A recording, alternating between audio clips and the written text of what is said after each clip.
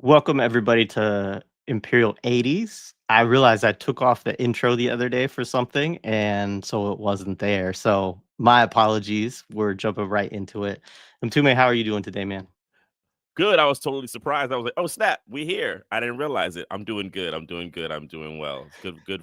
It's a good Friday. I'm about to say it's good. It's Good Friday, but with with the movie we're about to do, it's a little weird to kind of say that. I think it's why my brain went there. But yeah, doing as best as I can on this Friday. Yeah, absolutely. We're all doing the best we can at this point. Looking forward to this movie. It's our first John Carpenter film that we've done on the Imperial 80s. We will, of course, be doing maybe all of his films from the 80s. I don't know. We'll have to decide, but Yeah. most of them probably for sure. And look, I'm just going to bring our guest to the stage. I mean, folks know Dylan Rodríguez. He's done a number of things with us on Millennials over the years, but he's a teacher, scholar, organizer, and collaborator who has maintained a day job as a professor. I don't know how he still maintains that, as a professor at the University of California-Riverside since 2001. Maybe he's just been there so long. But he is a faculty member in the recently created Department of Black Study, as well as the Department of Media and Cultural Studies. Since the late 1990s, Dylan has participated as a founding member of organizations like Critical Resistance, Abolition Collective, Critical Ethnic Studies Association, Cops Off Campus, Scholars for Social Justice, and the UCR Department of Black Study, among others. He is the author of 3 books, most recently White Reconstruction, Domestic Warfare, and the Logic of Racial Genocide, which won the 2022 Frantz Fanon Book Award from the Caribbean Philosophical Association. So, Dylan, thanks for joining us for this one, buddy. It's good to be with you. Yo, the biggest compliment was you saying that you have no idea how I kept this fucking job. I'm in year 25. I just want people to know that I've been investigated 3 times by my university. At least once one of the times I didn't even know that I was the subject of the investigation until after they did the report. This is about 20 years ago. And I've been the subject alongside 3 women colleagues. Now, some of them former UCR colleagues, they've left the campus. The 4 of us I've also been the subject alongside, by the way, honorifically, the subject alongside my 3 feminist women colleagues of a Title IX complaint filed by 3 men who are still at UC Riverside for what effectively was reverse discrimination or reverse sexual and gender discrimination against them for being straight men. And the premise being that criticisms of their misogyny and sexism, to some extent their anti-Blackness, constituted harassment of them. So, kept my job under those circumstances. I feel like I'm part cop and part mascot at times. Fuck the University of California, my employer. Go to hell. Y'all made my life hard. You took years off my life. Fuck all you. And I love all you students and all my colleagues there, but fuck you, University of California. That's my self-introduction. Hi, everyone. Good morning. Hey, Dylan. Dylan's a model for me, man. I'm up for tenure this year, and I'm just gonna say he's a model. He's a model for me right now. So that's all. Oh, don't do no. No, I do not recommend that. Thank you. That's very flattering. That I do not recommend it. No, but I'm talking about the resilience and the poise through bullshit, which is inevitably gonna happen when you have a certain type of wasn't always like that. This is not hardwired. This was what do they call it? This is like socially formed. This is like a coerced demeanor and skill set. But you know what? You're right though, because now at this point, I feel like some dear friends and colleagues will come to me when stuff is hot and crazy and like repressive, because I'm so used to it. Right. In a certain kind of way, I'm so used to it that like I don't experience it the same way that people around me do, or the same way most people around me do. Like I actually can stuff kind of slows down. I'm more panicky and on edge over stupid shit, like a bad umpire at my kid's college baseball game. Like I get way more on edge about that. Then I'm panicking. Right Good on. morning. Good morning. So maybe we could start, Dylan, because you and I were going back and forth on movies, right? Yeah. Like you were Yeah. like, yeah, for sure I'll do the Imperial 80s. Like, and Yeah. we just had to figure something out. And I don't remember the first things that we popped around, but you said you brought this film up, and I can't remember the exact words that you said, but you said something like this film just like lives rent free in my head, or like it's something Right. that I've never been Right. able to quite get out of my head. Um, and so maybe you could start by saying a little bit about that, and if you want to talk about like the context in which you first saw the film. I know you said as we were texting the other day that like it's different going back and watching it now, Yeah. but um, but yeah, I mean, say a little bit about like why this film for you.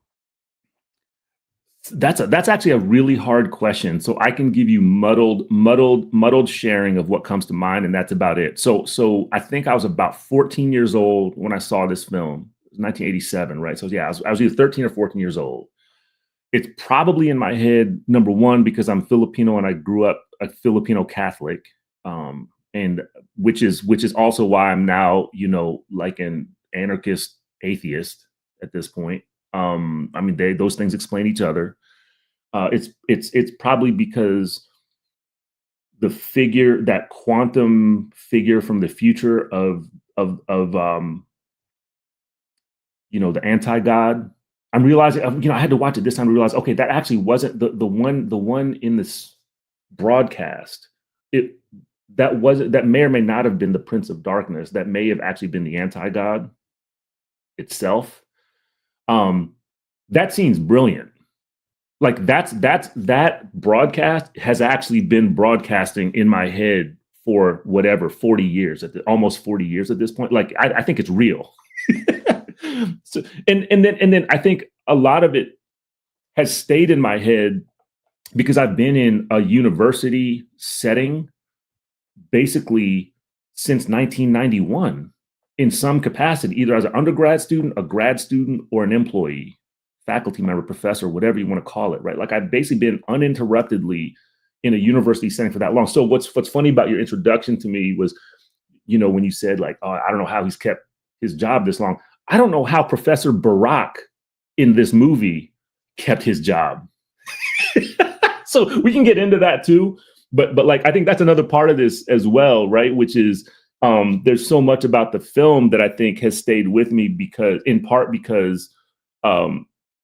of how it both mythologizes and tells like the truth via parable and allegory and kind of like maybe intentional, maybe partly unintentional satire about what it means to be in this beast called so-called academia, whatever that is, So I think for all those reasons, and then, but I think, if I was going to be real about it, it's that broadcast from the future of the Prince of Darkness and or the anti-God, like lurking in that building, in the entrance of that building, which is, where the Brotherhood of Sleep was hiding for all that time. Like that has not left my head in almost 40 years. It's been there. So I'm convinced it's fucking real. Awesome. So I didn't see this movie as a kid. And actually this was the first time that like I think I've seen parts of it before. Like there are things about it watching it that seem familiar. Like it was something that was probably on like HBO or Showtime or whatever when I was growing up, and we probably had it on in the background, but I didn't really like dig into it.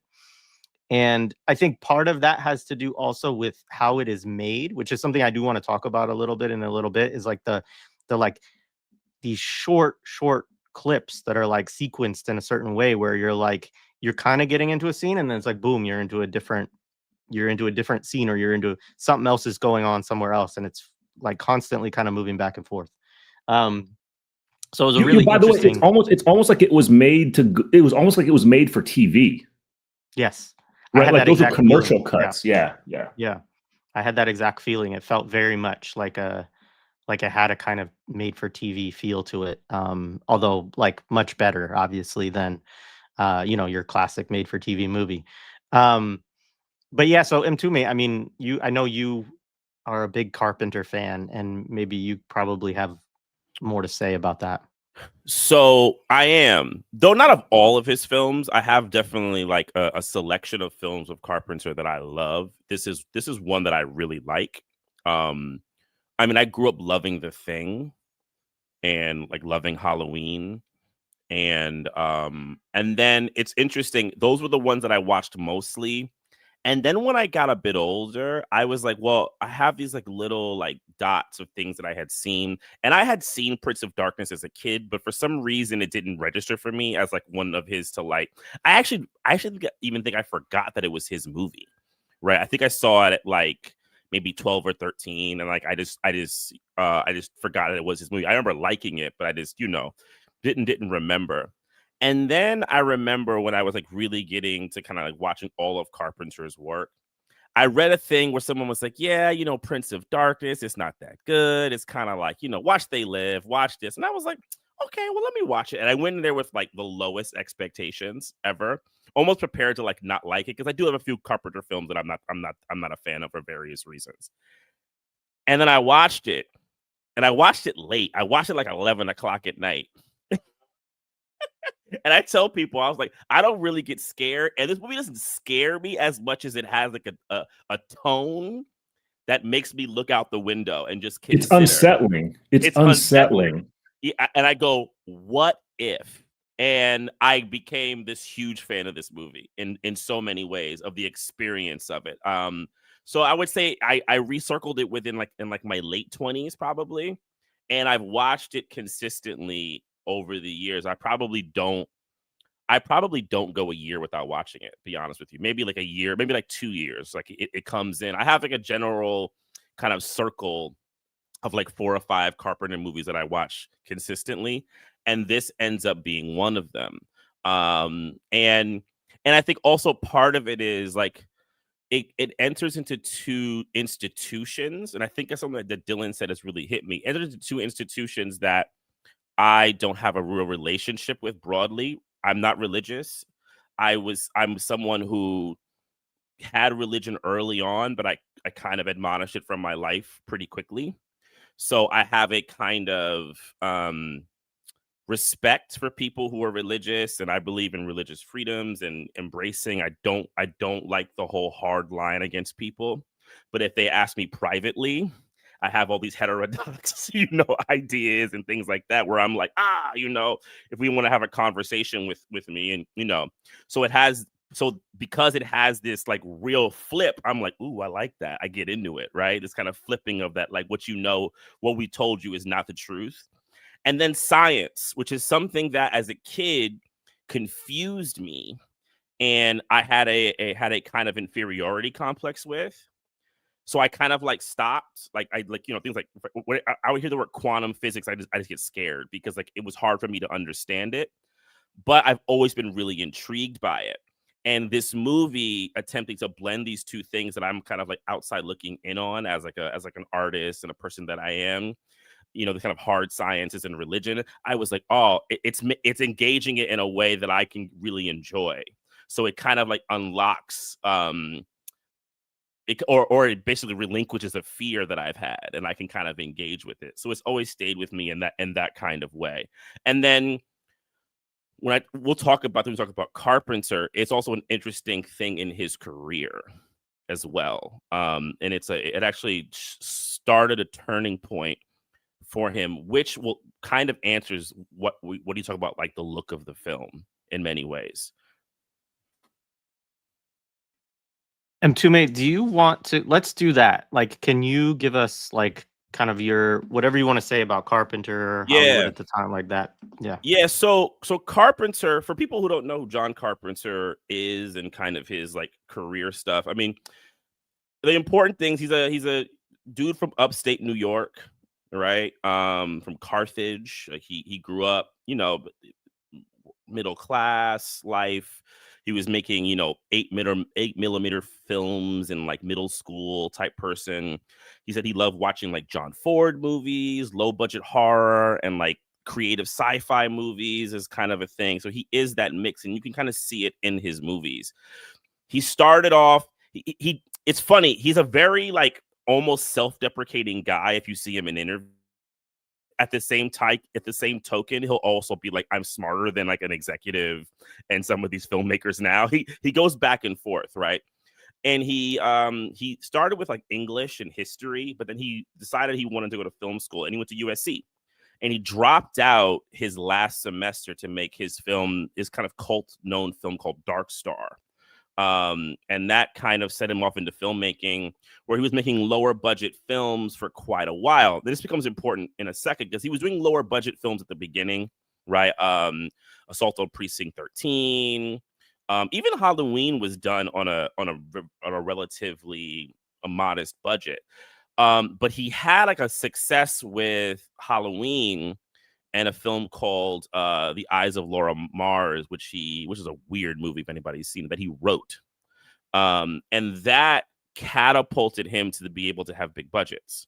So things like Escape from New York,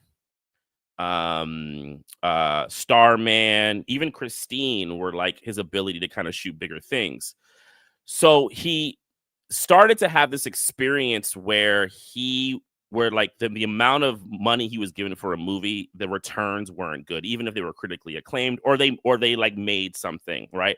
And then he did Big Trouble in Little China, which was like going to be this big attempt to kind of like do something large. And I have many opinions on that movie that I won't share right now, but it was a massive financial failure. That's one thing to say. And it was a huge failure. He also didn't like the studio process. He was really antagonistic towards it. If you read him in interviews, he's always talking about how much he can't stand it. So but also the studios were no longer in love with him. They were like, nah, fuck you. We ain't giving you no more money to do stuff. And if you listen to him, he didn't seem to be that upset about it, as much as he just wanted to be able to make movies.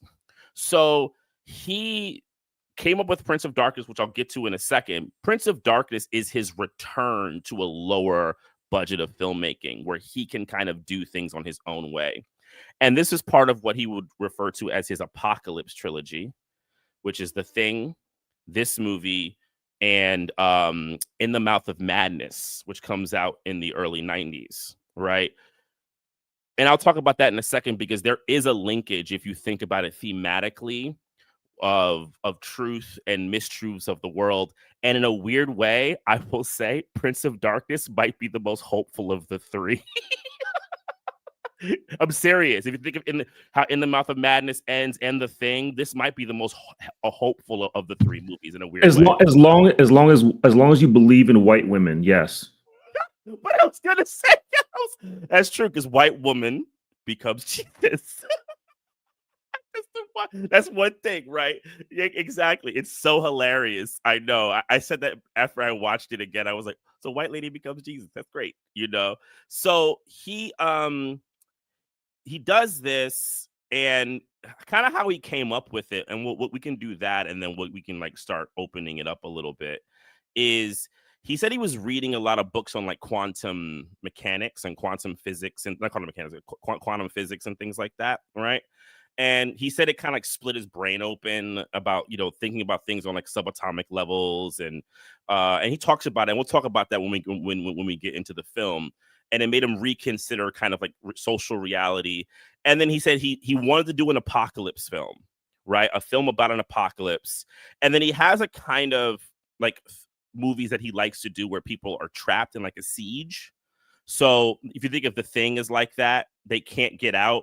And it's not that they want to get out. They actually want to stay for whatever reason. The Thing is because it's cold. Assault on Precinct 13 is defending the fort. This one, they have to reconcile with this, you know, soup inside of a canister. So they're sieged in. So he saw that as an opportunity to do this kind of film that he can, you know, and it'll be a lower budget. He can kind of mix the styles that he wants to play with, which we can talk about in a minute.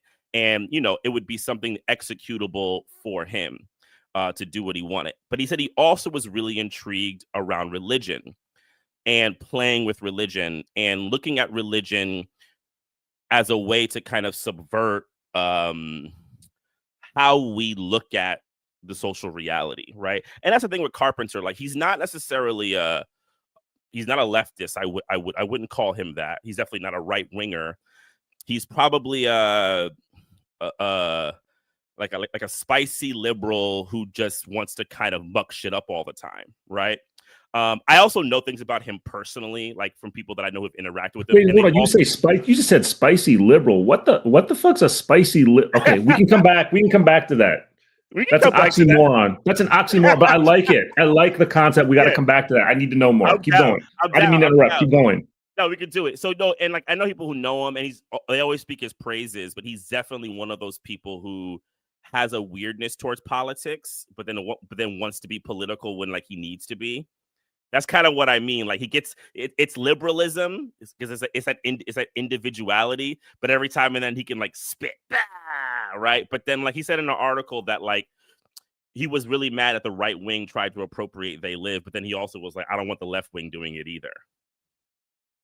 So exactly, you know what I'm saying? Like it's like, but then so it's exactly your eyes, Jay. So it's kind of like he likes to not play both sides, but then like not have both sides. Go ahead. Yeah. Well, I'm just like, well, what the fuck is They Live about if the left wing isn't supposed to appropriate it? Right, and that's the thing. And I also sometimes don't think he's being honest, and that's what I mean. Spicy. It's like it's an individualism that he wants to be able to maintain, and it's very much the auteur and the single person kind of like attitude that a filmmaker has. And like, look, he is who he is in that kind of way, but I would never look for him for anything more than like a real shock to the system, a kind of movie. I wouldn't look for something like that kind of goes beyond that. And it doesn't mean it can't be utilized in a kind of like provocative way, but that's kind of where I like, yes, exactly. Like on an episode of Hot Ones,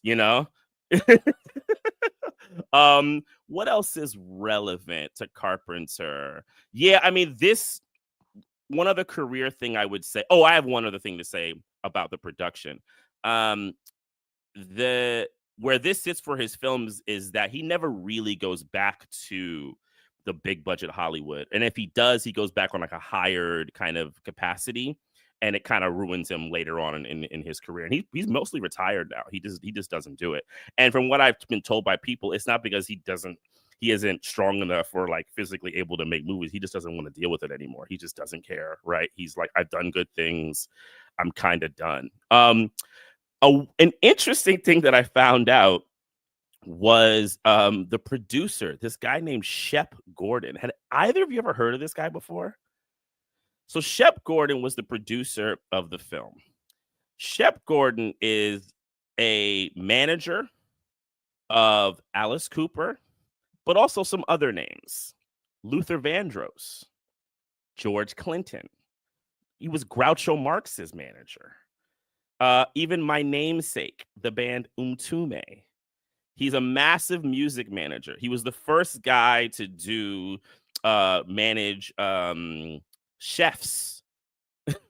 And he produced movies here and there. So reason why Alice Cooper is in the movie is because of him in this kind of confluence of events. So this is where you can see where Carpenter was kind of going into a kind of soup of people who were just doing independent financing, which is very much this time in 87.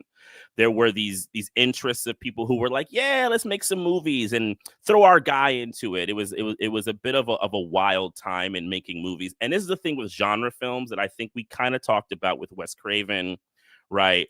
Is that genre movies are now really taken care of in Hollywood in a particular kind of way. But back then it was independent financing and these interesting kind of sub places where people were doing these movies for all types of reasons. They had to funnel money from one thing to another. That's why you see interesting people with interesting relationships doing interesting movies. And, and directors, I talked to a friend of mine about this with someone like Abel Ferrara. The way they were getting money were all these kinds of odd ways. Right. And different types of people who was like, yeah, I'll produce a few movies. So it's an interesting thing. And I do think if people really want to like dig into like the political economy of movie making of the 80s, I'm sure you could find some really interesting shit. I didn't really have the time to do it, but I'm sure you could find out some really interesting stuff. Just quickly, I mean, so Shep Gordon, the first thing I thought in my head was Michael Myers, not Hollywood Michael Myers, but and I was like, why does that pop into my head? And it's like, well, it's because of Wayne's World, but it's also like he makes the movie Supermensch, which is like a documentary about Shep Gordon, and so that's where I had connected. But yeah, and that connection too with Alice Cooper, because there's the whole debate between Wayne and Shep about what songs Alice is going to perform in Wayne's World and that kind of stuff. But Exactly. yeah, so interesting. The other one more John Carpenter thing I will say is that I love him as a musician too, like as a creating film scores, and like he does that as well. And like the music in this is his. And I complained about I like in Nightmare on Elm Street actually not having good music and it kind of fucking up the movie for me. And like I think that's really, it's just a cool wrinkle, right? Like he started working with synthesizers like before a lot of people did. His father's a musician, and he just learned to like score his own films, and I think does a great job there, and actually influenced a lot of other people musically as a musician as well. So anyway, I just wanted to say that. Yeah, Dylan. I'm still stuck on spicy academic liberals. Like that's a new figure for me, and I like it. And I'll just say here's my contribution to this critical discourse on spicy liberals is just to add that, moving with that, I think a spicy academic or nonprofit liberal would virtue signal tolerance for hot sauce while eating ice cream. That's my contribution so far. So I think John Carpenter's at least a real academic, like a real spicy liberal, right? The academic and nonprofit liberals, they'd be eating ice cream. I agree. So I guess we should jump into talking about the film, I think. But you both raised points that, I mean, I would say, like, I watched this film twice, maybe on the verge of 3 times, like kind of prepping for this. And like that's the first time, Jared, that's dangerous, because that shit's not gonna lead for the rest of your life. For the rest of your life. Why is it a week? God, that's not good for you. Well, yeah, I do a lot of things that I respect it. I respect it, but it's not good for you. So I'm here for you. But the first time I watched it, I was like, I have no idea what I just watched. Like, I didn't understand what happened. Like I missed points because I'm like a little bit distracted in my watch too. And like you can miss like 45 seconds of this film and like, not be able to understand the rest of it because of that. Like you have to actually really like follow it closely, I feel like, to really understand what's going on. Yo, just affirming what you're saying, Jay. Like watching the film this time with the benefit of like pause, 1080p. I'm not sure if it was 1080p or 4K. It was high definition. I could pause it. I could rewind that scene. I could turn closed captions on to see what the closed caption people were saying they were saying, and then listen to it and see, okay, were they right? And most of the time they were, but not all the time. So I'm with you on that. Like I would miss stuff. I'd go back and I'd watch it again. Yeah.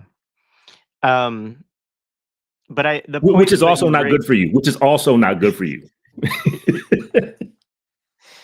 The point that you raised, though, right, about the unsettling, I think you said earlier, Dylan, which I think is a really good term for the film, because like that's kind of the point. I mean, they introduce you up front to like, this quantum physics teacher.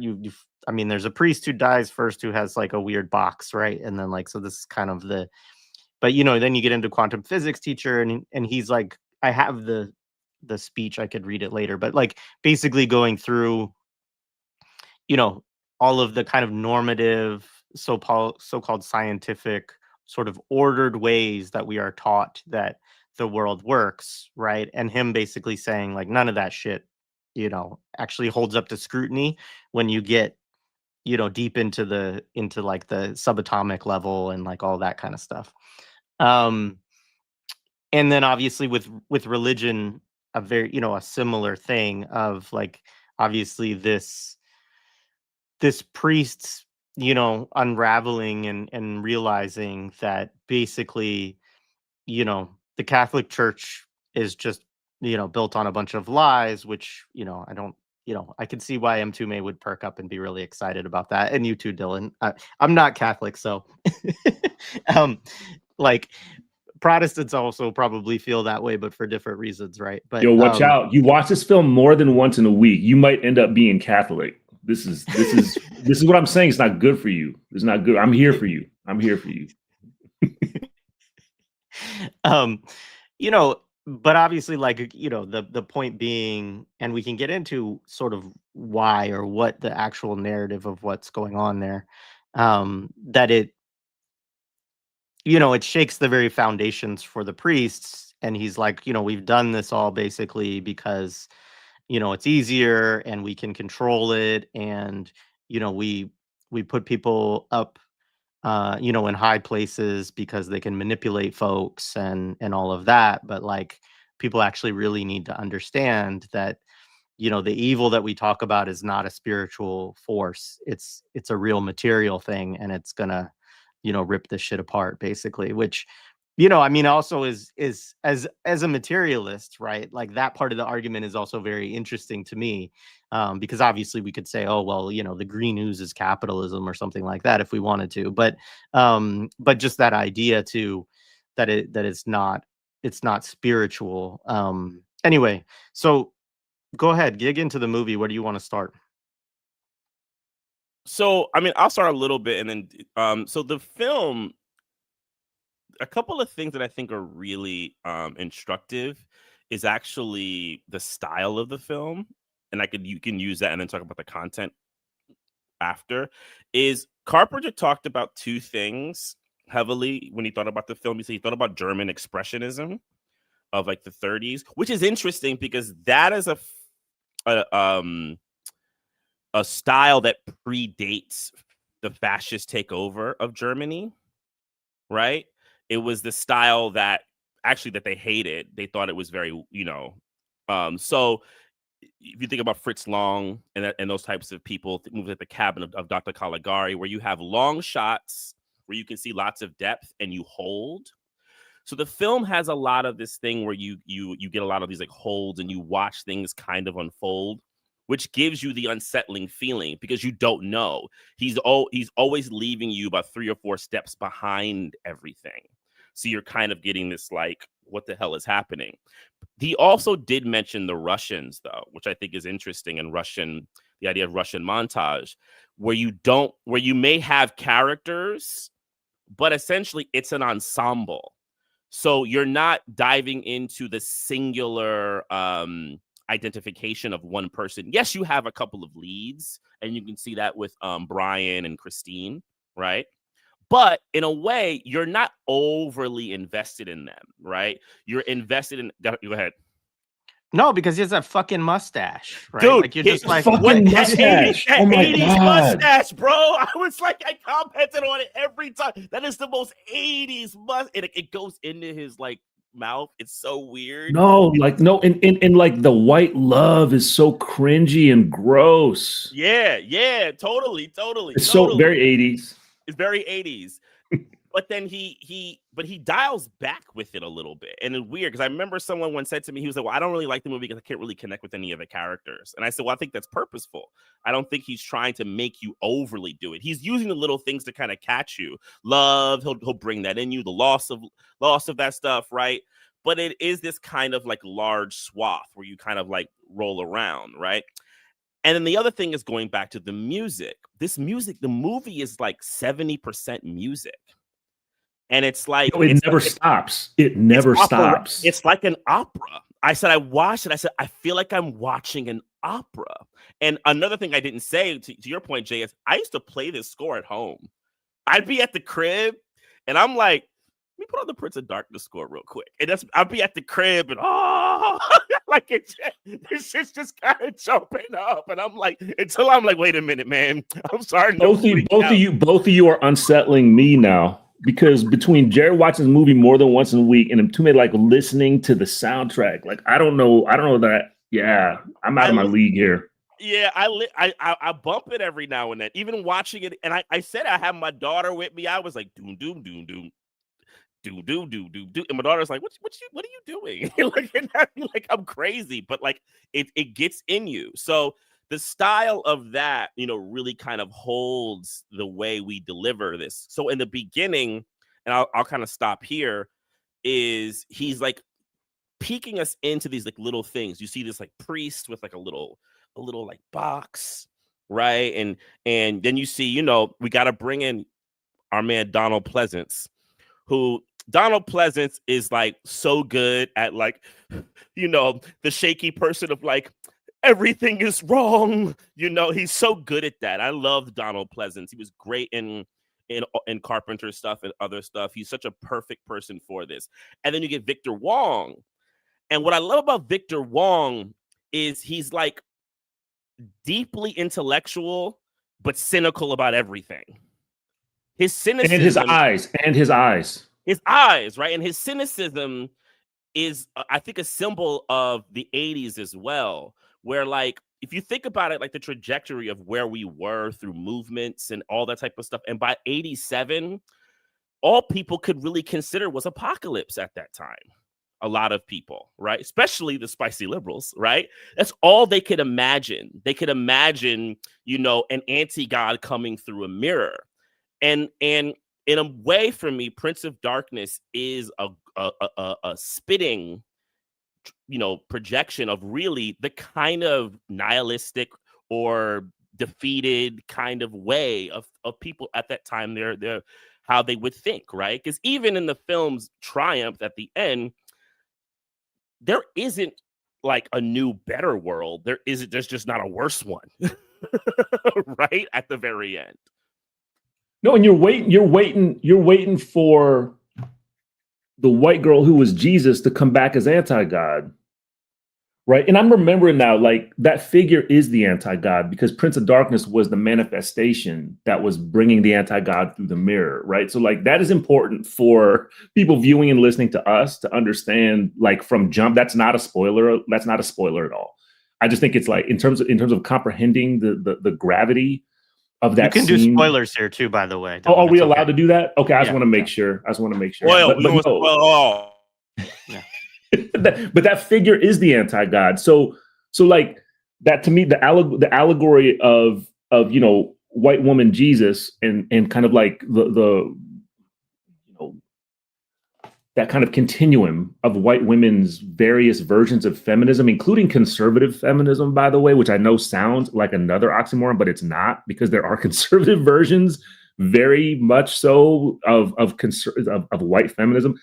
But like she comes back and she ends up being the anti-guy. So there's nothing happy about, like, that's the closing scene, right? The closing scene is her. She's the one standing there. And like, that's in actual, as if we understand the quantum temporality or atemporality, counter temporality of that broadcast, it's like, so she just replaced that other figure. So she's the same anti-God. It's just coming in the figure of this white woman who saved us like Jesus by jumping through the mirror and then, you know, Pleasance bust the mirror down with the axe. So yeah, we should be scared of white women. White women are the anti-God. Sorry, present company excluded. But that's one of the things about the film that I find really wild, because so early in the film, one of the big things they bring up the idea of common sense. And what's interesting about common sense, I don't know how it is for y'all. Whenever I hear common sense, I hear liberalism. Personally, that's just me. I don't know if Carpenter's doing that. I think he's using it in the idea of quantum physics, but that does come out of liberalism too, you know. So even if he's not doing it, he is. But it's the idea that common sense breaks down on the subatomic level, and you see these like students, you know, kind of wrestling with it. You know, you have Christine, you have your man Dennis Dunn from Big Trouble in Little China, right? I should also say, so Dennis Dunn and Victor Wong were both in Year of the Dragon as well, right? And so it's like it's very interesting. Somebody said, you know, it's cool to see them. I mean, they said it with Victor Wong, but it's also true of Dennis Dunn's character that like we see these like very Orientalists, like racist caricatures of them in like something like Year of the Dragon, right? And then, you know, somebody said the same thing for Big Trouble in Little China. Actually, I think it was Josh. Shout out to Josh.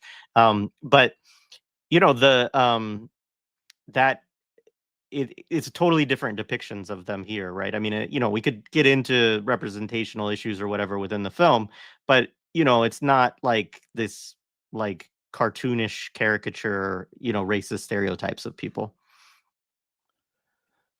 Yeah, but he's still very annoying. His character is very annoying in a very Asian American way. I mean, he's like, that figure is why I've never identified as an Asian American, like that motherfucker. I'm realizing that, like, watching this 40 years later. I've never been an Asian American because of that character. I mean, when he makes the joke to the Asian woman, you could pass for Asian. Like, that was confusing as fuck.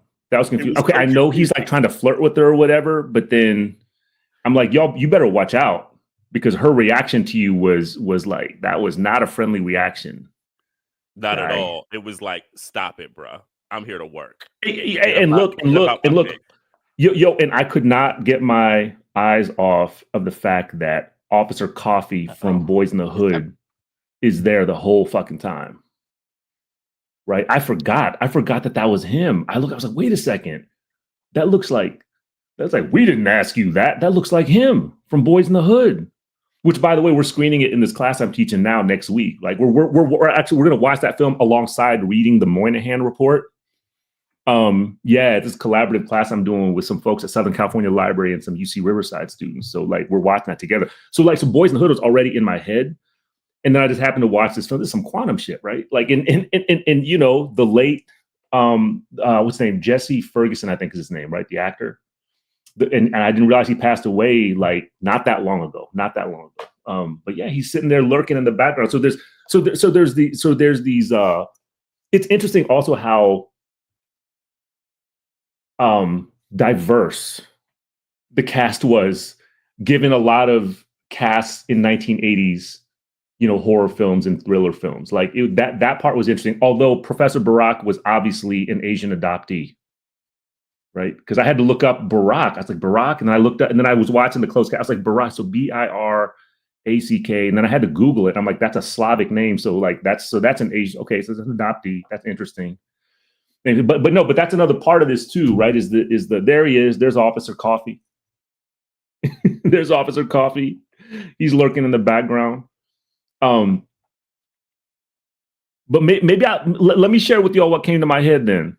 And then like I can get into this more as we think and talk through it. So let me start with this. Like right away, I started taking notes on what the diary entry was. This is where that pause of the screen, and I transcribed it into my notes. Right. So the priest dies at the beginning, and you start to learn what the Brotherhood of Sleep is. I had to relearn all this shit. So like I paused when Pleasant's character like opens up the diary, and it says this. This is the dead priest now. I can no longer keep silent as to this dreadful secret that has been a part of me since I took the vow of silence. In truth, I must tell His Holiness, the Archbishop, if only to hasten the moment when this secret can be revealed, for I can see for myself that the dormancy period is now coming to an end. ... The sleeper awakens. So like I had to stay with that for a minute. Here's my thesis. By the way, I forgot to like my other part of my self-introduction. The qualifier for everything I do and say today is the fact that I fully want to put out there. I am totally out of my league talking about film with an actual film scholar like Mtume. Way out of my league. And I had to remind myself, like you're at a campus whose recently resigned president used to be my dean. Yeah, I got words. I got words for this. I got thoughts for this. Side note, we talking later. Yeah. I wish I would have knew this before. Yeah. SUNY Purchase, the former dean that was here, like I got thoughts. I got things to share. I got experience. And of course, you know about our encampment and what. Yes. Bye.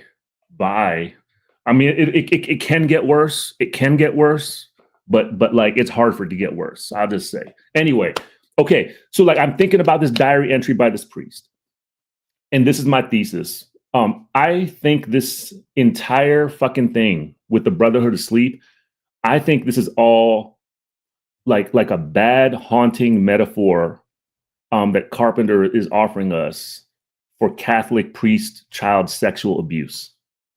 I think that's a big part, a thread of what this film is about. The Brotherhood of Sleep are quantum child sex traffickers. Okay. They kept it secret from the Vatican, right? Sure, they were. Really, what they were giving was they were trying to give the Vatican plausible deniability around like a trans-millennial trafficking structure that the Catholic Church is involved in. They are, in fact, directly connected to Satan, the Prince of Darkness, both, and the anti-God via their sexual violence. Because that's the thing that you get is the Brotherhood of Sleep. They're intimately connected to the anti-God, right? Like you can't, just like the Catholic Church is intimately connected to Satan, right? You learn that shit right away. I remember, like, my mom probably will never watch this, but I remember growing up, like, I was in my mom's room, and she had this book on her bedside table that it was some kind of book about like driving Satan out of your life or something like that. And I felt as unsettled by seeing that book on her table as I have felt about this film for the last 40 years. And like what I'm realizing is because the Catholic Church brought the anti-God and brought Satan into my life, which might not be an entirely bad thing. All right. But it's unsettling when Catholicism is telling you one thing, and then you got this kind of Satan presence, anti-God presence, Prince of Darkness presence on the other. So that shit will fuck you up. That's the unsettling part, right? Because you know me, I want to pick a fucking side. I'm either going to be a Satanist or I'm going to be a Catholic, but how about I just be an atheist and just understand what they are? So then the professor, Professor Barak says about the green goo, right? Like where you know the Prince of Darkness is trying to jump out. Professor goes, just keep him locked away. You've already managed to do it for 2,000 years. This is the transmillennial child sex abuse, child sex violence, child sex trafficking scandal. The prince's impending arrival, which I'm going to get to in a second because it's nasty. Trigger alert for everybody. Like that green goo shooting into people's faces. Okay, I'm going to get into that in just a second. But this is the prince's impending arrival is the revelation of the Catholic secret and scandal of child sexual violence and trafficking. The fluid from the ceiling that squirts a stream into Susan's mouth, that gags her, that turns her into a zombie, is obvious oral sexual assault, right? This is like obvious oral sexual assault. It's sexual violation. It is trauma. That's followed in this white woman's character, Susan. It's followed by silence, disassociation, and then a transfer of violence. She breaks the neck. First thing she does, she breaks that big guy's neck, right? First thing she does. I'll pause here. But I think this is what I was thinking about as I watched. It's like this is like a premonition that you know, I'm convinced maybe it's some quantum shit on Carpenter. Carpenter may or may not have even intended any of this. I think that's my reading of it. But I'm you know. There's something about this that's unsettling that way too, you know, that when the reporters in Boston, you know, busted open the story around like the long record of sexual abuse and sexual violence by the Catholic Church, like that was not even the tip of the proverbial iceberg, not even. Maybe this film has given us a better hint. So what I would say to that is what I think Carpenter is doing, even if that wasn't his intention, I think he wants to provoke in the audience that this institution is one that should not be trusted on the face of what it says it's supposed to do. Because there is a key phrase that Jay already alluded to that Donald Pleasance's character says. And for the setup of a kind of the film, I think the setup is interesting because what happens, you have this group of students, right? And they're all kind of, you know, taking Professor Barak's class. And then you have the priest who comes to him who needs his help once this discovery is made. And I always find it hilarious. Professor Barak's like, all right, y'all lost y'all weekend. You basically go into the church with me and you're going to basically study some shit and possibly try to save the planet. Right. So they get accosted without. And I find it really aggressive that like he don't tell them shit that might end their life. And Fired.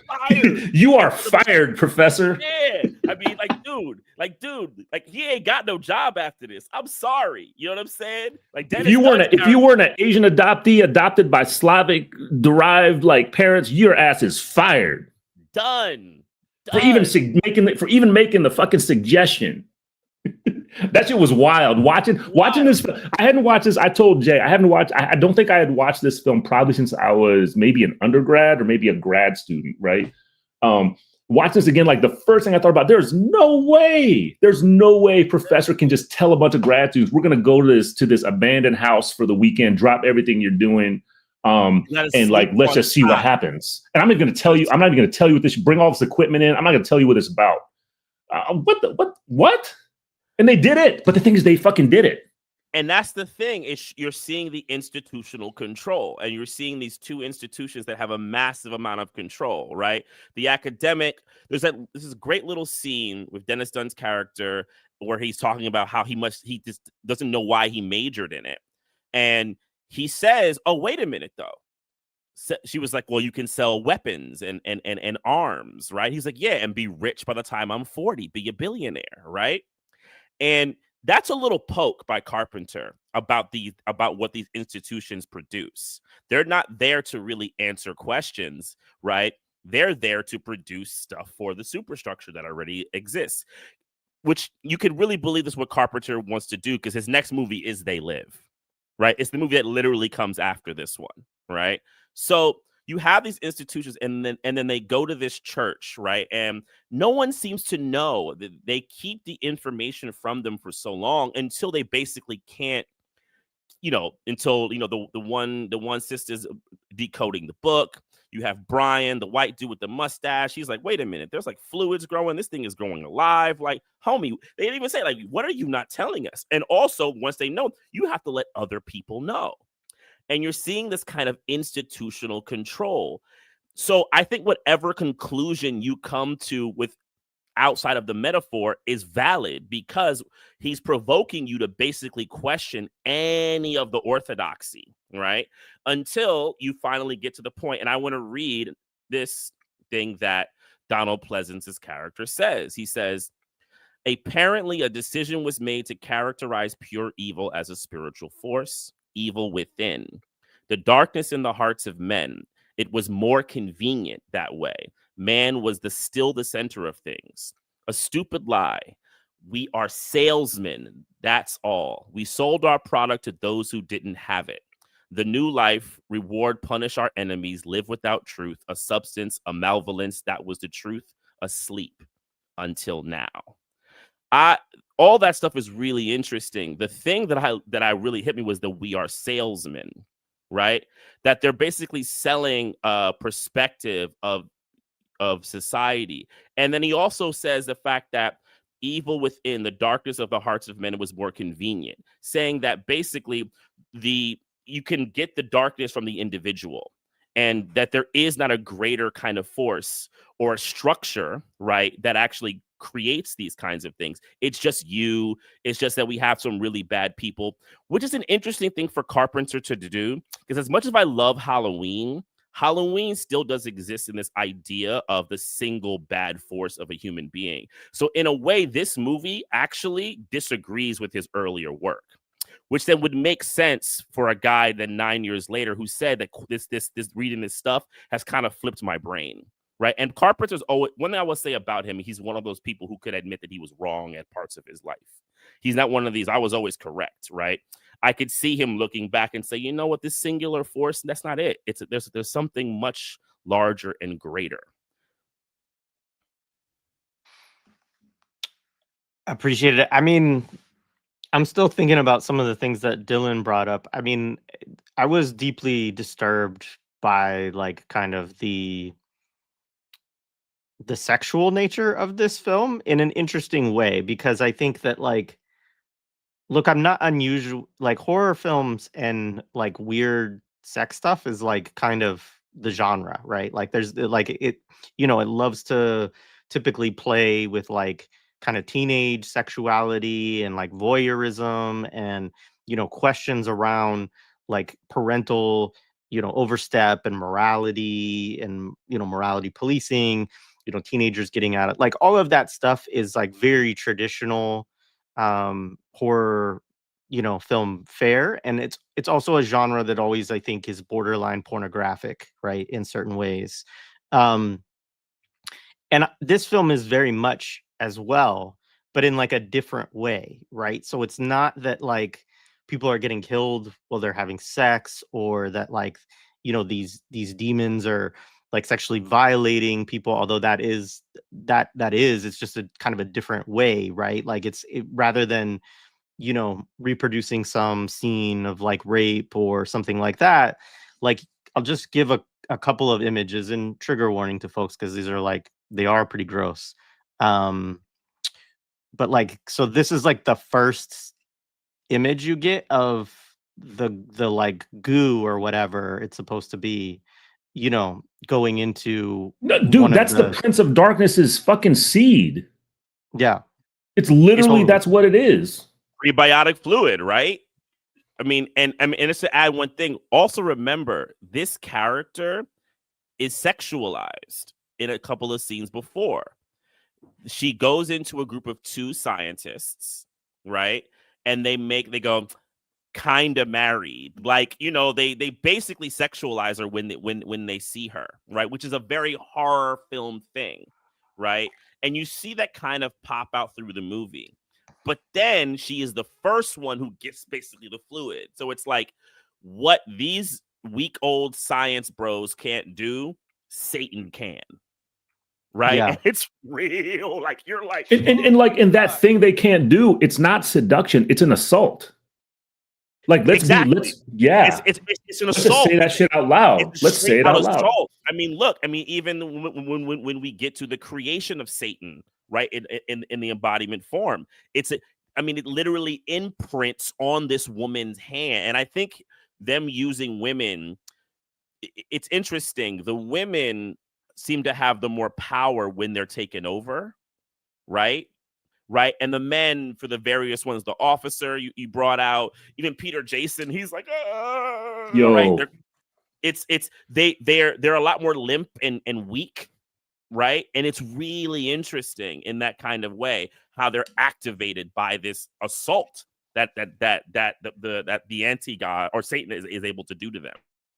Jay, let me just interject one more thing, and then I want you to keep going with your flow around the unsettling sexual nature and violent nature of this. There are so many money shots in this film, speaking of the pornographic and the money. But what's interesting, the money shots are white women and white feminist ejaculations everywhere. They are the primary ones who are shooting shit into the men. The men are unsuccessful and unproductive ejaculators throughout this film. If you go back and watch, they are unsuccessful ejaculators. It's the white women that are like that. They're the ones that are carrying this thing out. So it's an interesting kind of way that the vessel of assault transfers from Prince of Darkness to white women, and the whole thing is a cover. I'm convinced the whole thing is a cover for the Catholic Church's, quantum trafficking.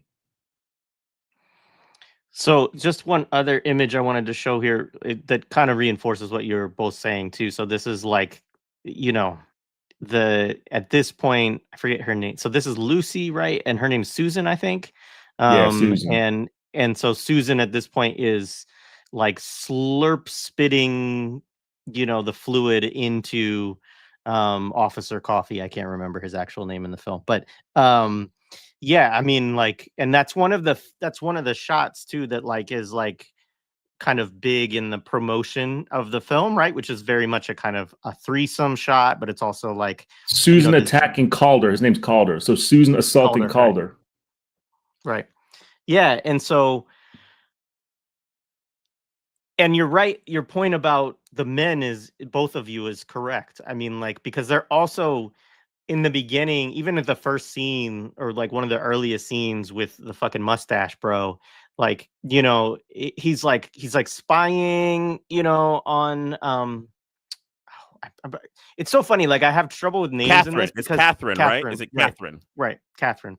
I have trouble with names with this because there aren't really leads, right? Because it's like such an ensemble kind of cast, and like you don't really get to know anybody. You don't overly identify with any of the individual figures within the film. I think intentionally, right? I think that's how it's like designed. But you know, like, so right off the jump, I'm like, who is this creep? He has this like crazy mustache, and he's like, you know, pervy, spying on this girl all the time, you know, trying to meet her when she comes out of the library and all of this stuff. And it's very interesting too. I mean, I also think just about like, I mean, they're supposed to be grad students, right? Because they're all old.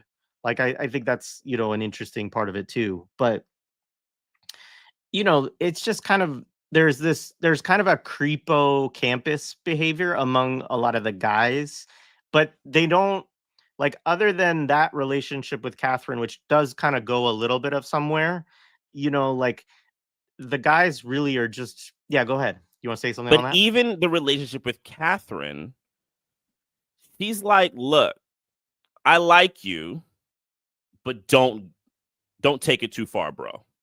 And he's so insistent, right? It is that typical kind of insistence that exists, right? That you see through this kind of bro-ish kind of attitude, like the pushiness. And she consistently has to remind him that, like, look, I'm not the one for that. I will engage with this you because there was something about you that I do like, or at least that I need in the moment. But, you know, you're not going to get that kind of thing, which I also think makes the ending, the double ending, right?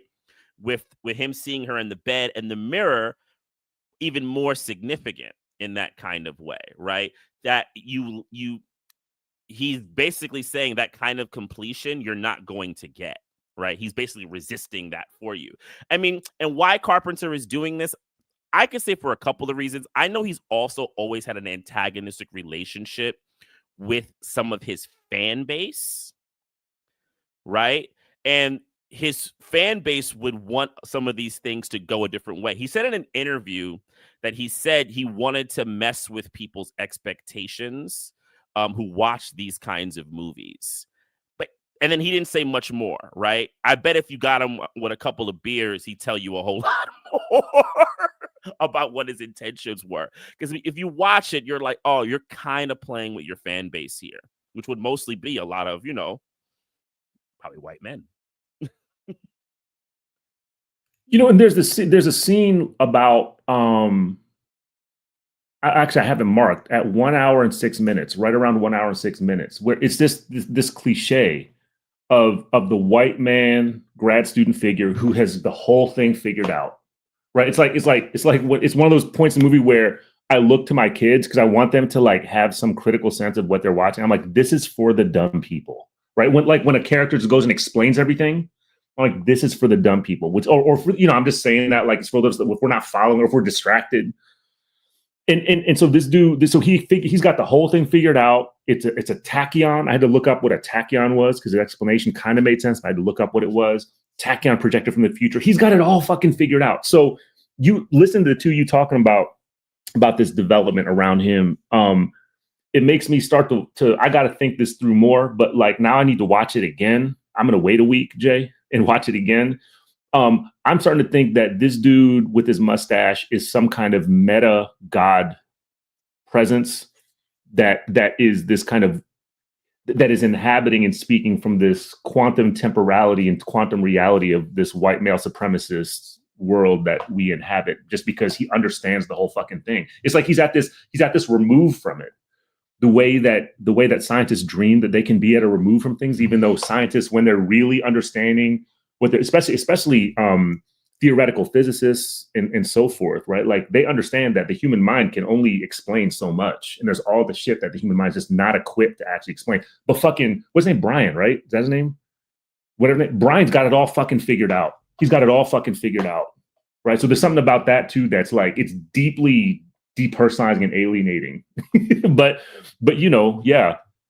But and to that point, if you think about it in the construction, he'll say all the things that are certain, but when you look at the actions or the things that happen to him, he's always falling short. So it's like he'll have these speeches of certainty, this, and this, and then like he can't get her before she goes through the mirror, right? He's about to go touch the mirror. It's like literally Carpenter slapping you with two different things on your body. And so like he's speaking the like the quantum of civilization. Like that's exactly, it speaks in such an assured way all the time. Like assured, we got this, y'all. Like we are pacifying these fucking people. And then there's always shit that slips out there, like despite the mustache, like all from through and under and above that mustache, there's all this uncertainty and like goo shooting out that he can't handle. I mean, to me, like he's very much, I mean, one of the things that's interesting about this film, right, is this like this idea of, you have these spiritual ideas. You have this Catholic. The Catholic's like, hey, like, there's some fucked up real material shit under this that like has never been explained to the world because it's easier for us to mislead people and to be salesmen, basically, right? And so you have this like obviously like foundational critique of Christianity, right? But then on the other side of it too, you know, so then they bring in all the scientists, right? And like, so this is where you get like Western academia and the surety, that like the certainty, as you were talking about, Mtume, like with science, right? Or you brought it up to Dylan, right? Like this idea, of course, that Western academic science can actually explain everything, right? And they kind of want to bring that in. Because even these people who are like from this spiritual, like the priest first reaches out to the quantum physics professor, right? Yeah. And he's like, hey, like, we need your help. Like, we got to be able to figure out. And he's like, I want to be able to explain this to people. But until now, up to this point, like, we actually haven't had the type of science that we would need. Like, now here we are at the end of the 20th century with like all these modern bells and whistles and computers and everything else that we can explain everything that's going on here. And yet, like, there's a lot that this substance, right, like is sort of unexplainable or is beyond sort of comprehension. And I mean, I do think that in that is like the critique of science in this film as well, in the same way that you have this sort of critique of religion in this film, is like, you know, you bring all this shit in here and all these people can like sit, but like, you know, the substance going to fucking spit in their mouth and turn them into like zombie people. And like, what are you going to do about that, bro? Like, you know, I don't know. I mean, it's an interesting element to it all. I mean, at the end of the day, they have to like literally once it's science, but how do they get the anti-God out? With physical force. It's literally, the priest doesn't like get an academic book. He has a fucking axe, right? Like brute force is the only thing that can fight this. Yeah, and like separating into another realm, right? Like into like some anti-realm or whatever. But yeah, go ahead. And that shit is temporary. And that shit is a temporary fix. Because the anti-God is going nowhere. The anti-God is going to haunt you like for some infinity is probably not even the correct term, right? Like this is beyond you. This is beyond your agency.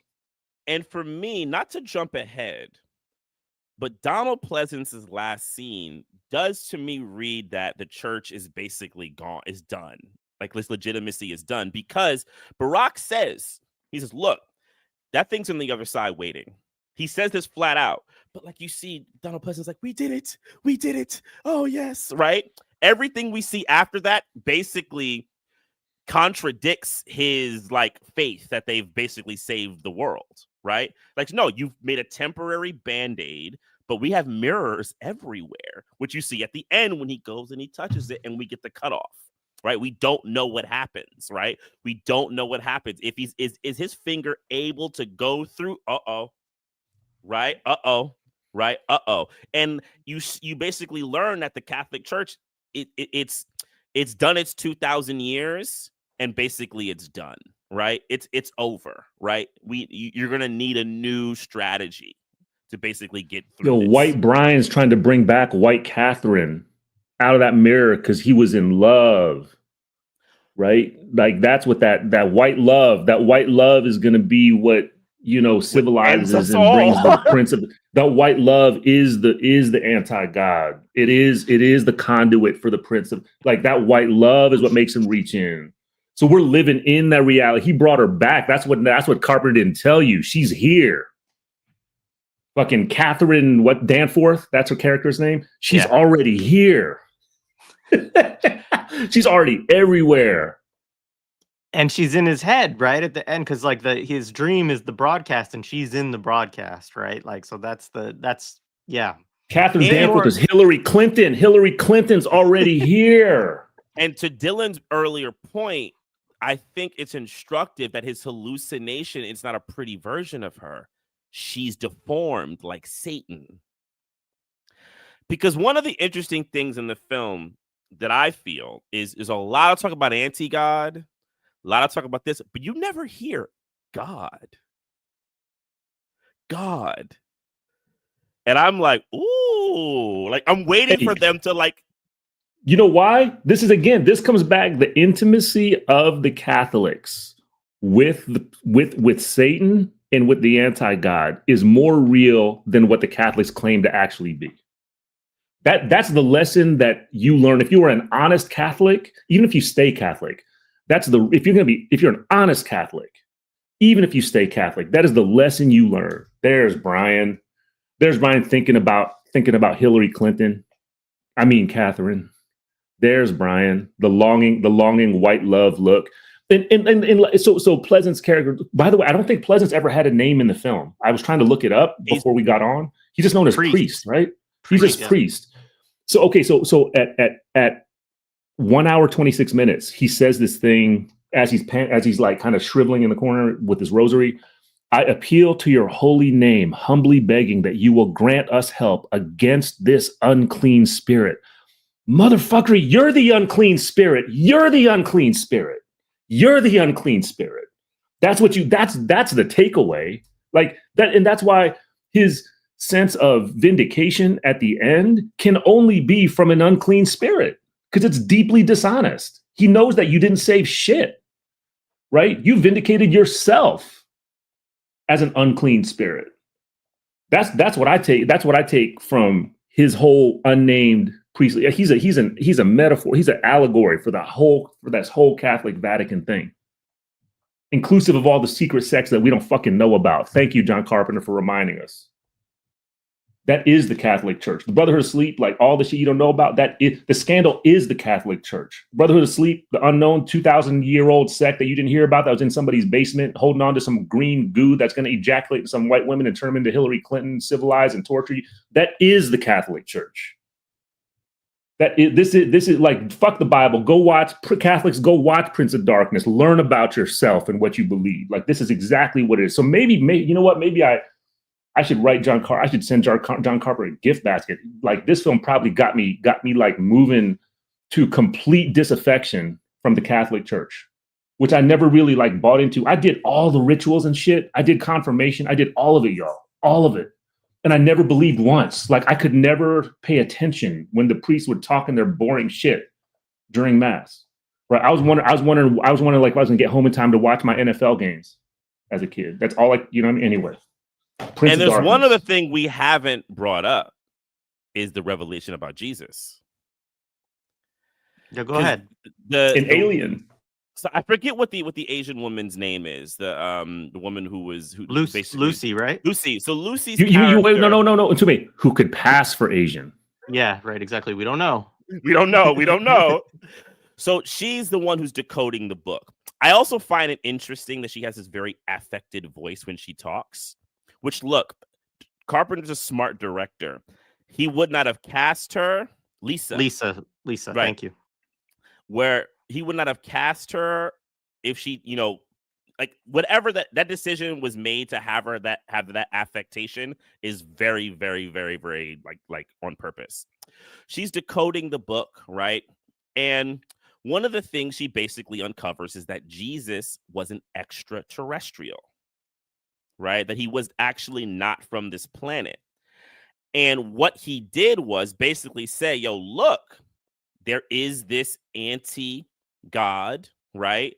And there is this stuff. And basically the people of his time killed him because he was getting too powerful, telling people the truth, which is interesting because if you think about what the story of Christ is, it's not just an opposite, right? It's an opposite in the way where like Christ is like, believe in God. He is the one, right? This one is like, believe in it, but it's actually the destruction of your world. And I'm like, that is heavy, right? But I also think about the rewriting of history. That's all that kind of jumps into my head, right? When people are co-opted, how they're rewritten, right? And you trying to use like Christ as like the first rewrite, right? The first or like the grandest rewrite that we've had in history, right? And which is something that people have said in certain kinds of ways already, but Carpenter is like really trying to use it to flip it, right? Which also then becomes interesting at the end when white woman becomes Christ. I mean, that to me just signifies how the Catholic Jesus is an attempt to capture an alien that they can't, that's actually against them, right? Because how could Jesus be of this planet within the kind of Catholic, for that matter, most of the kind of Christian theology? Not all of it. Like there's a liberation tradition that I want to be respectful to that actually I think much better understands like the terrestrial though alien nature of Jesus, right? So like but I was limited to the Catholic Church, like the non-liberationist stream of the Vatican stream of the Catholic Church. Their version of Jesus is an attempt to capture. Like it's like a captive Jesus. It's not the Jesus that was queer. It's not the Jesus that was with the poor.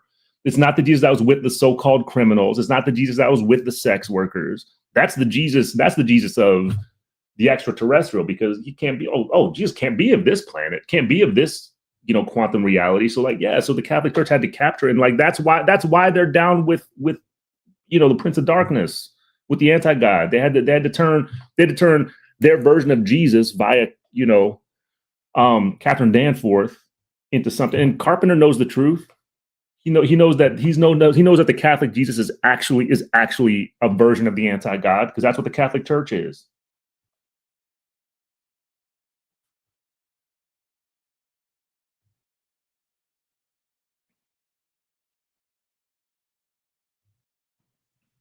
Man. There it is. Yeah, it's interesting too, because I also wonder how much Carpenter was thinking about. I mean, Illuminati stuff is bigger in the 90s, but you already have things like the reptilians, right? So forth and stuff that was in the early 80s that was popular. You have comic books that were playing with these kinds of ideas, right? And when I remember that, like that, so that image of like the goo, right? And what's interesting is I don't know if you have a shot of like the hall with like the goo and like all the candles. I don't know if you have a shot like that, Jay, that you took. But anyway, if anyone watches the movie or like it's a screenshot, I find that cinematic imagery so interesting because look, the Catholic Church has that downstairs. They didn't like put it in a cell. They basically put a shrine of candles around it. It's like, were y'all going down there and secretly like kneeling to this thing? Because this does not look like something you're trying to keep captive as much as you're like leaving it there to kind of, float, right? It's like a shrine for it. I mean, there's a way that the whole point of Catholicism within a certain strain is, ritualistic theaters of deference and cowering, which is a form of worship before Satan. The whole fucking thing. Like, what the fuck is sin other than that? Like I would say it's not even a step removed from that. Right. So Brotherhood of Sleep was worshiping that thing. Ritualistically, they were worshiping that thing. And that's the point. Fucking child sex traffickers. And the secret got out.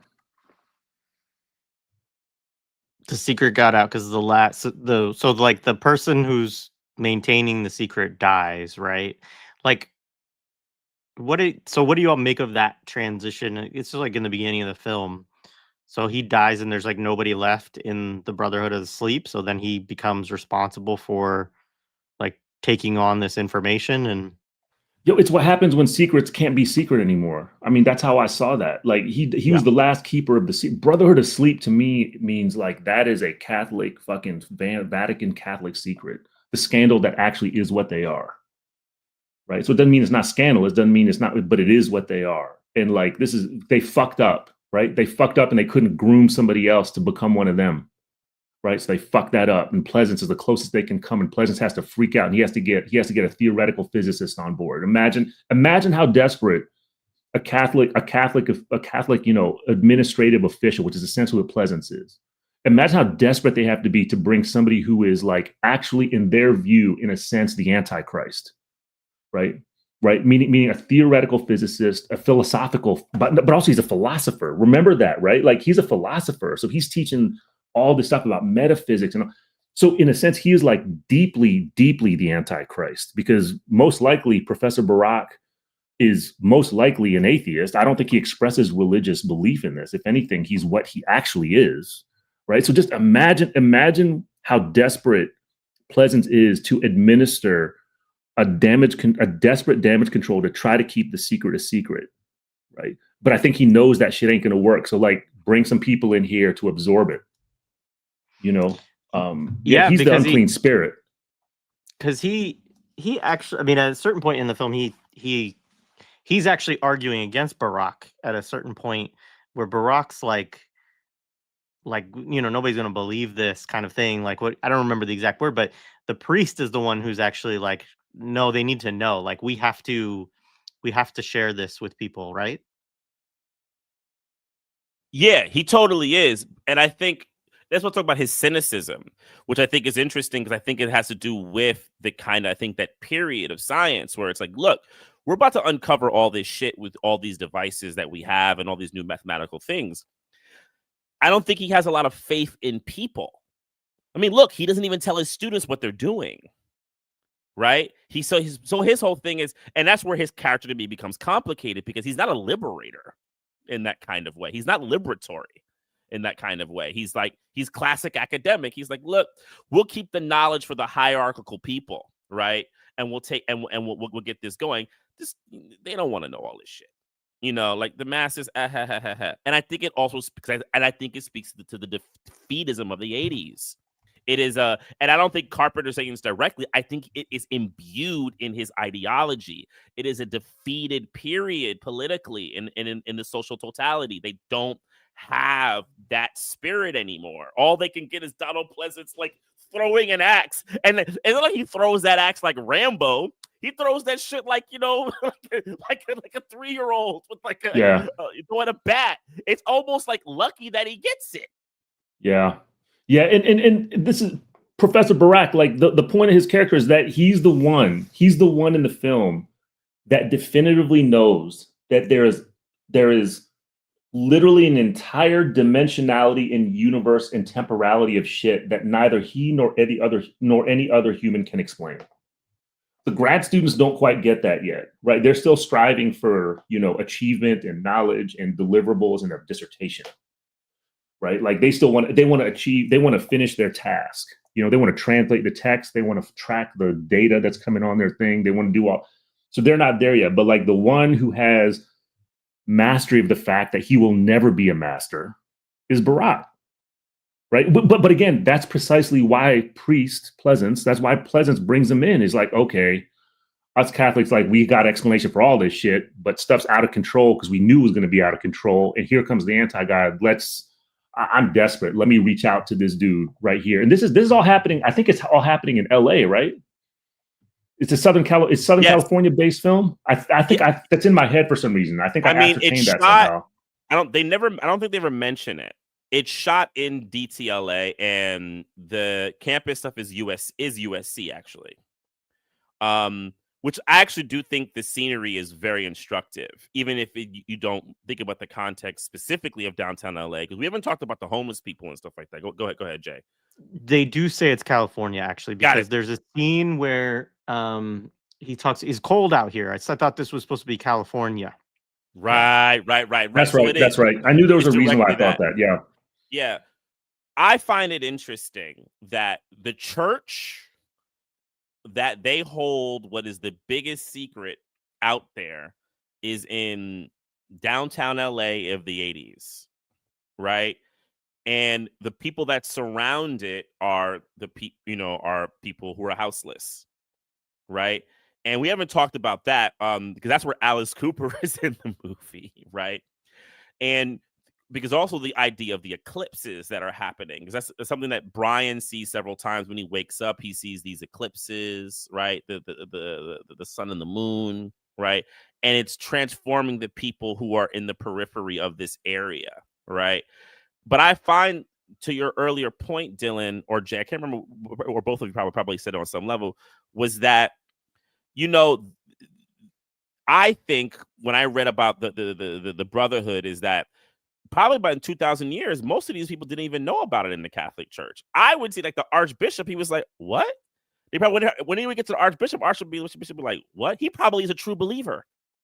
They probably knew it was better to not inform even the highest people, right, about this stuff. And we hear about this kind of mentality, right? Like the person up top, they're just a figurehead. Let them speak the doctrine that controls everyone. But the people on the ground and the underground, they're going to really control it. So they hide it out there. But when they go to this place and these people are kind of being imbued by this thing, I'm getting these like really conflicting like experiences of like what the hell am I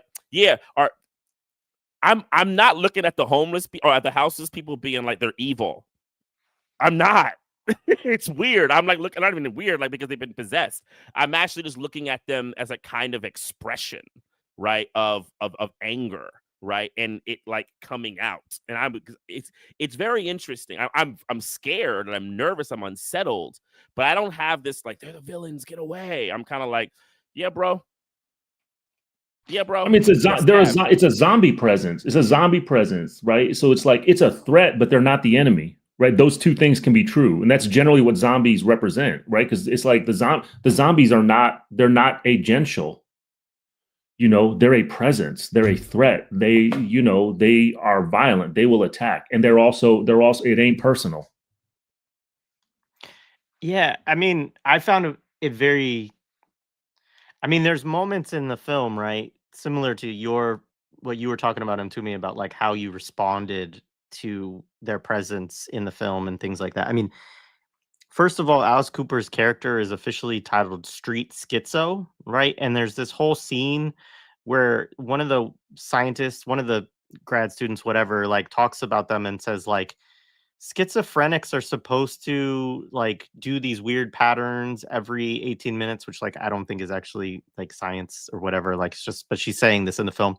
And they're just standing there and they're not doing anything. So it's like kind of a weird thing because it's like there's this like implicit assumption and also a way in the script that you're supposed to feel that they're all schizophrenic, which I guess is like a sort of proxy for saying like people who are homeless have to be like mentally ill or unfit for society. and or possessed by Satan, right? Like a lot of people, like that's the classical explanation for people who are unwell, are disordered, who Right. are disabled, actually, right? Like is that they're possessed, that somehow they're possessed by Satan. That's what the fuck Catholics are going to Catholic. Yeah. So it's that part bothered me, and also, I mean, again, like unsettling. But like as that towards the end is like they're confronting, like some of them are trying to escape the church, like all of that stuff. Like there is a very much this moment where it's like, okay, well, we have to stay inside of this thing and like defend it against these forces of evil, which also include these houseless people outside as well that are also a threat to us. That did bring me like vibes of like, oh, is this like imperial decline, right? Like, is this like, you know, our religious symbolism is falling apart. Our science that we've built can't actually explain like the evils that we've brought.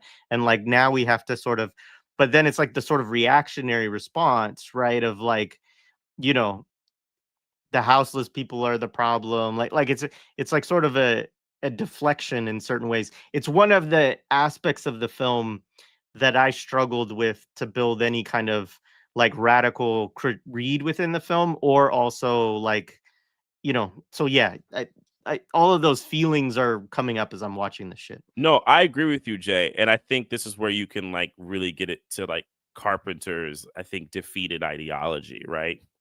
He's going to see we can call them lumpen, whatever, as just people who can be easily wrapped up. The only thing that doesn't take it to me down a really super negative path is the fact that we also don't super identify with the people inside the church either. So it becomes this, to me, which is also, I don't want to say it's a problem. I'm just going to say it's just the read of the time. It becomes this large swath of doom. Everyone is doomed, right? The enlightened people, they're going to need a more direct, you know, and we see it with like the goo going inside of them in this like really, really aggressive ways, right? But these other people, these lumpenized people who are on the street, they have like a lower capacity. So just the kind of like the sun and all that type of stuff, it'll get that. And it's a bit of a regressive read and go ahead. Just adding, like, there's the beetles too, right? Which like come out of the maggots, I think, that are in the cup earlier on, like that. Right, like that's right. Stuff that And that's also them. that also is very German expressionist. They did a lot of films. If you think about films like M by Fritz Lang, the idea, and what they constantly would Long would constantly try to play with, but I think in the context of like 57 years later, doesn't really work as well, is this idea that yes, there will be people who would be you know, transformed, to live on the streets and things like that, but as a society, we need to think of them as like created by society, right? And I'm not saying Carpenter's totally doing that. I think he's borrowing from that kind of like thing, but I don't think he's doing it as radically as Fritz Lang did it in his time, but he's still borrowing from that. But like I said, the other thing that was for me is like, I can't say like, you know, like I'm not empathizing with the characters. I'm just like, well, shit, you might get killed by this person outside. When Alice Cooper, I didn't give a fuck about the characters for most of the film. Like I just didn't give a fuck about them. I think that's probably purposeful. Like I'll say, I think so. I mean, I'll say regarding like the nameless presence of unhoused people surrounding, right? So I'm not saying I identified with them, right? Because they're clearly not human. They're a zombie presence, like we just said. However, I will say I felt a sense of comedic as well as like vindictive celebration when Alice Cooper killed that arrogant motherfucker with half a rusted bike. I fucking laughed out loud and clapped, like as I was watching with my significant other sitting next to me. He always thinks I'm crazy when I react like that to shit, right? But I was like, fuck yeah. I wish they'd showed it. Like, I hope that shit hurt. Fuck, I think the guy's name was Frank, and he was just an asshole. Yeah, the whole time.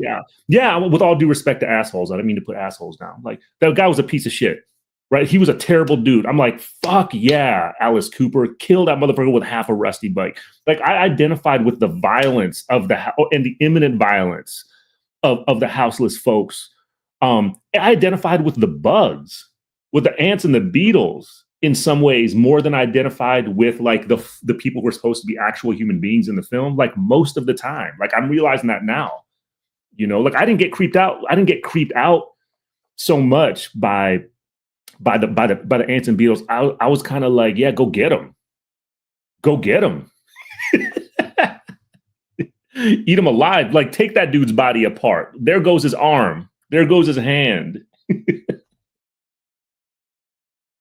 Someone said something in the chat that I think is really interesting. The houseless never try to enter the church.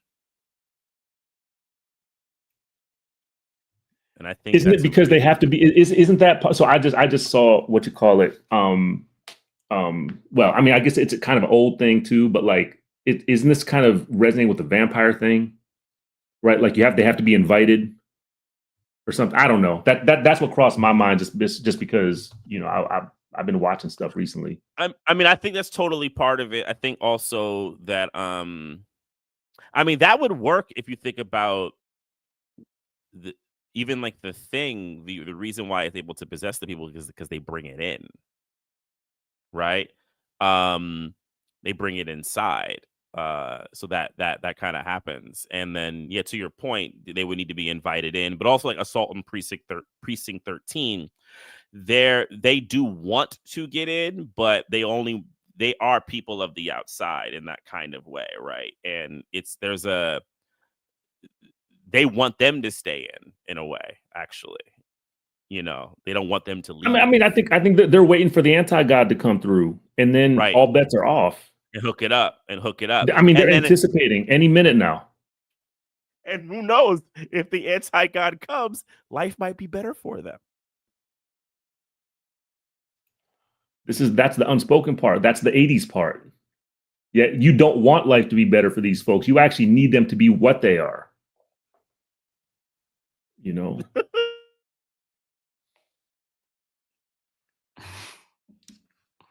What else, guys? Yeah, freaky movie, man. I mean, the thing that does hit me a lot is, and this is where my brain has gone with the movie, not seeing it so many times, right? Is that how I feel with the movie is there is no God, there's only anti-God, and there is no Christ, there's only Antichrist, right? Or God is anti-God or Christ is antichrist, right? And then what do you do with that, right?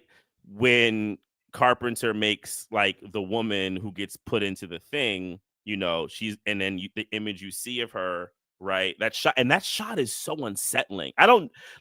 They're both unsettling. The first one where you see the kind of cloaked figure and like I don't know if people, do y'all know how he shot it? So he took a video camera and shot that scene, right?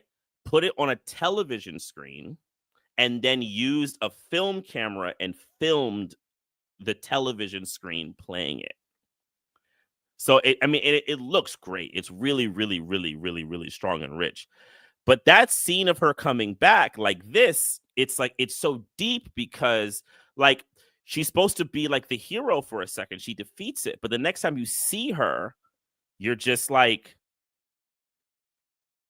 my hairs are kind of standing up.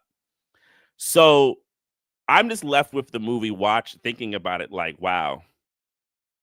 Yeah, this kind of like orthodoxy that exists is not one that like, I should engage with.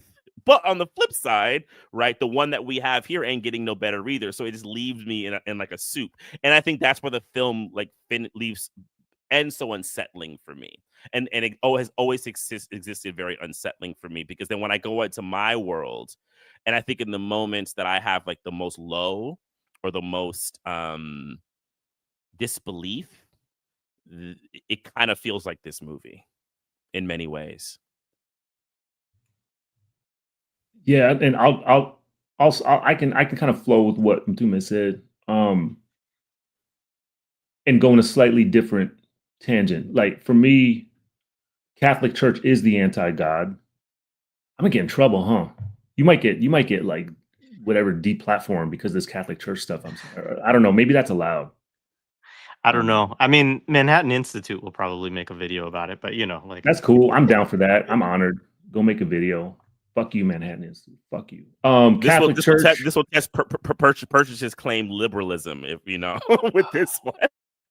Like my entire Filipino family is gonna be most of them anyways, pretty much all of them. They're not gonna be happy with me. That's all good though. They kind of know who I am. Like when my dad passed away, we did the novenas, and like I dutifully showed up, but like I didn't pray. My cousins, thank you to my cousins. My cousins like led the novena stuff, So I'm being a hypocrite in a way. I'll still participate in the rituals because I want to be respectful and all that shit. But like, I'm going to say what I'm going to say right now, which is I walk away from the film. Actually, you know what? Maybe this is actually, it's less of a revelation. Maybe more I owe John Carpenter for affirming what was already like in me, which is the Catholic Church is the anti-God. The anti-God's hand looks like the Cookie Monster's hand when it is still in the fluid behind the mirror. I had to pause that shit because the hand, like when the hand came out, it looked like, you know, like the way you would think the anti-God's hand was behind the mirror. It looked like a big old Cookie Monster hand. So there's that. Priests of the Catholic Church, they are the keepers of the Prince of Darkness. Just depends what layers removed they are from being the Prince of Darkness's keepers. They are the keepers of the Prince of Darkness. And I'm convinced that they ritually honor the Prince of Darkness through these long histories of sexual violence and child grooming and child trafficking.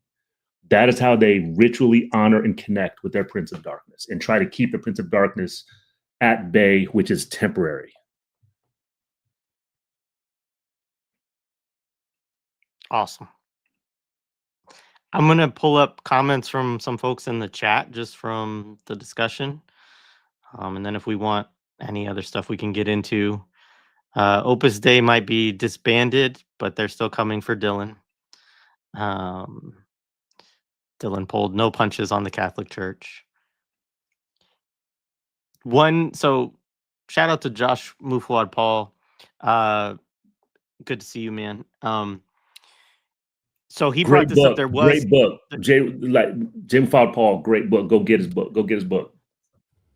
Yeah, he's got a few good ones, but yeah, for sure. Robert Anton Wilson's Illuminati trilogy was in the 1980s, so there was that. And Robert Anton Wilson also was a crank obsessed with quantum physics, explaining magical things. So I'm not familiar, but that's interesting stuff. Stephen, shout out to Stephen Pelliser, and secret societies within the Catholic Church were all over the place at the time, like in Hudson Hawk. We got to do Hudson Hawk. Another movie I haven't seen. Oh, really? Weird fucking movie, man. So weird. This is about Barack. So he is an atheist. Early in scene, they talk about him debating the existence of God with that priest on live TV, right? Who keeps all the candles burning? The Brotherhood of Candles. Candles fire Satan. Candles fire Satan. Candles fire hell, Satan. All right. Anything else from either of you? I'm trying to think. No.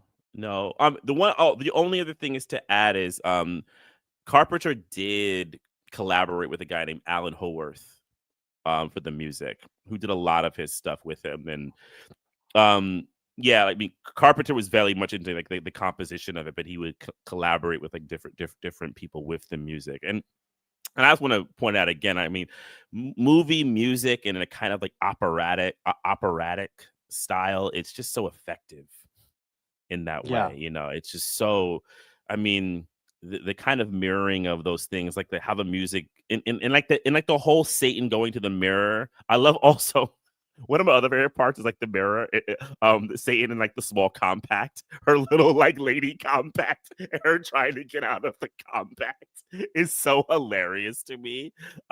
There's just so much, like, if you haven't watched the movie yet, it's so weird, and there's so many like little micro scenes that we can't talk about. You just have to experience it, right? And they're really like fun in that goofily unsettling way, right? He's like playing with that with those kind of levels, and you know, props to him, you know, for for getting us. Yo, just don't watch it more than once in a week, people. No, and don't watch. And like, I'm serious. I'm telling you, I watched it. I remember this one night. I think it was during lockdown. I watched it. And I was home and I put it on, and my girlfriend at the time, she went to sleep, and it was like 11, and like right around like the middle of the movie, I'm just like looking out the window. I'm like, damn, man. You know, like, don't do that to yourself. Watching it like noon, or maybe not. I don't know. It probably mess up your entire day. It's so funny because my wife, who hates horror films, recently said to me, like, she's read somewhere or whatever. She's like, you know, they say people who can watch horror movies and go right to bed and sleep soundly, that you might be psychopaths. And I'm like, sorry. Okay, look, I actually sleep better. There's something I don't think I'm a psychopath. I just feel like, you know, I don't view horror movies maybe as horror movies. I view them as comedies most of the time. And sometimes I view them as whatever we're viewing this thing as, which I did not view as a comedy most of the time. Like this was another kind of thing. This was just some truth telling. I sleep better. And I'll say two last things, Jay, because I know we're trying to wrap it up. I'll say two last things. One, the thing we did not comment on is the absolute untenability of Brian kicking Officer Coffey's ass. That shit would never, ever, ever happen. Jesse Lawrence Ferguson would whoop Brian's ass with two hands tied behind his back. That's number one. And number two, that transmission, right? Remember, this is not a dream. This is not a dream. We're using your brain's electrical system as a receiver. We are unable to transmit through conscious neural interference. You're receiving this broadcast as a dream. We are transmitting from the year 19, blah, blah, blah. Okay. What we also have to 1999. 99. Yeah. Eventually they say 1999. But what we also need to understand is that broadcast doesn't just have to come to us from the future. It can come to us from 1999. Right? So don't forget that. It ain't over. It ain't over. And the concept of the broadcast, I think, is very important, right? Because he didn't use some kind of, you know, telekinesis without a technology. So he's using some kind of idea of technology, which I think also kind of like harkens back to things like Videodrome, which Carpenter and Cronenberg at that time were friends, though. You should watch the interview with with Carpenter about Cronenberg as they got older. He does not have good words for him. It's actually really funny. Also, John Carpenter's like later world interviews are like really a hoot. And if you want to hear someone who has like a nice, like, just like, man, fuck all this bullshit kind of attitude and feel better about the world, go watch his interviews. It's good for the blood. But I find it to be that it's a broadcast, right? Going in technology. But then, like we said, we have this thing that comes from the past or the future, right? As an unsettling thing, there is this comment about the broadcast. And it will also come up in his next film, In They Live, the broadcast, and which is really a big part of the film, like the broadcast controlling people that you don't even know. Awesome. All right, I'm gonna wrap us up there. Dylan, this was awesome. Thank you for joining us for this. Thanks for inviting me.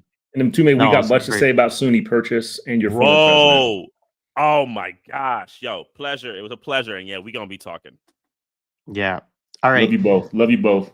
Love you, man. Peace.